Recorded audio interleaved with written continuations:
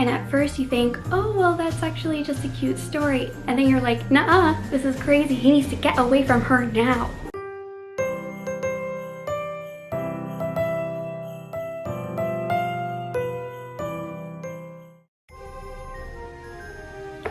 Hi, my name is Sara from Sara's Reading Nook, and today I'm going to talk about books that didn't click with me that I read in 2019. So if you're new here, please don't forget to like and subscribe for more videos. So the first book that I want to talk about is by Emily Carroll, and it is called Through the Woods. And so this is a book that I really was interested in reading because one, it's a graphic novel, and I love graphic novels so much. And secondly, it has sort of a horror theme in it as well.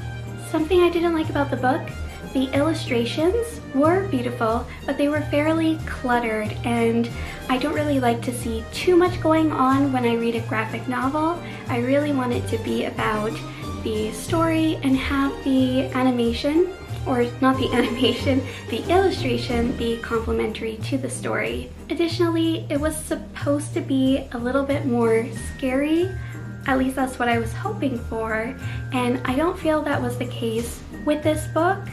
So for whatever reason, I read through it, but it just didn't click with me. Instead, I would like to recommend another graphic novel that has horror elements as well as a very captivating and engaging story, and that is by the artist Junji, and he has so many different graphic novels, and I think that his work is by far some of the most captivating manga that I have ever read. The next book that really didn't click with me all that much, perhaps it's because it's an audiobook and I read it at 2 to 3 times. No, that's ridiculous.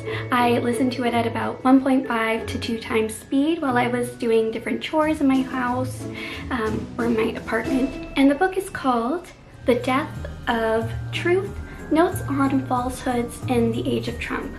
So I was really hoping that this would be a very engaging, interesting read. As a Canadian, it's very interesting to, how do I want to say this? It's very interesting to see the political environment right now in the United States. So I wanted to do a little bit more reading to capture what I think is very interesting, which is why I was captivated by the title. It's called The Death of Truth.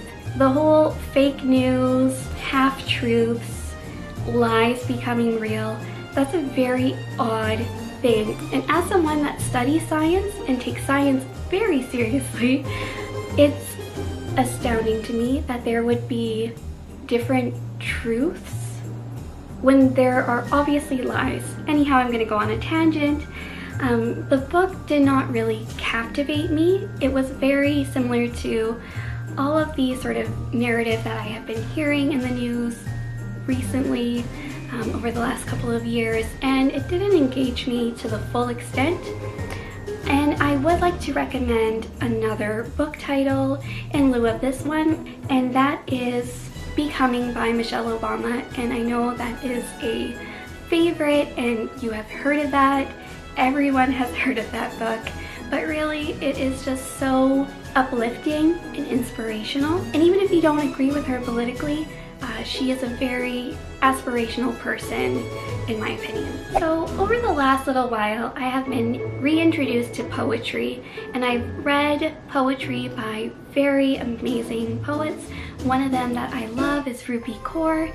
She's a Canadian, and I've actually seen her live. She is so engaging. I love watching her on stage. It was amazing. She was able to connect with people in such a genuine way, and she's actually like really funny.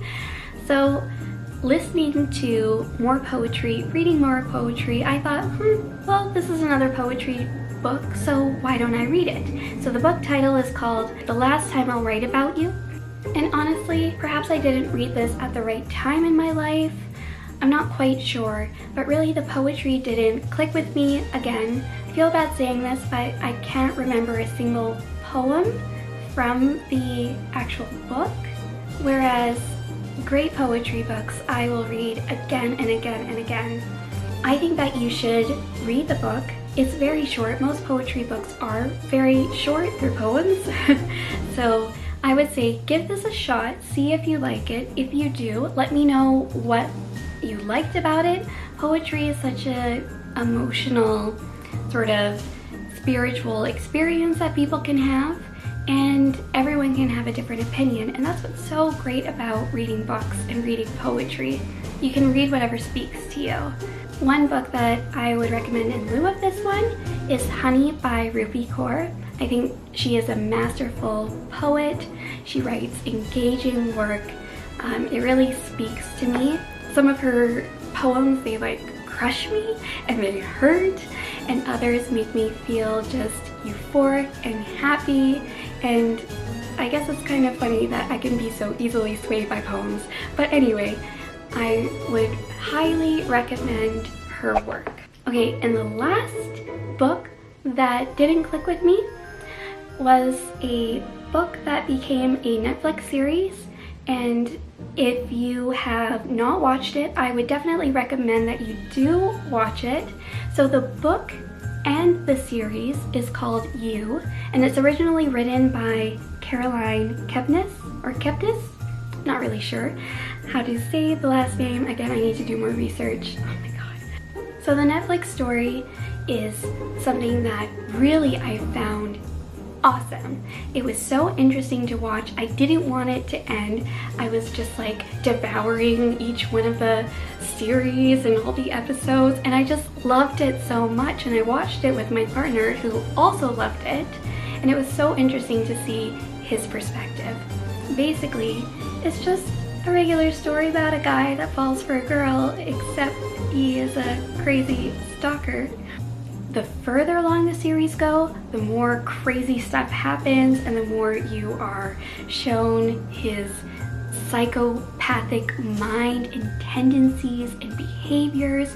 And at first you think, oh well, that's actually just a cute story, and then you're like, nah, this is crazy. This is crazy. He needs to get away from her now. So I was really looking forward to the book when I heard that there was even a book. However, it follows pretty much the same story. Okay, so my battery just died. I only have like a couple more sentences to say, and then we are done.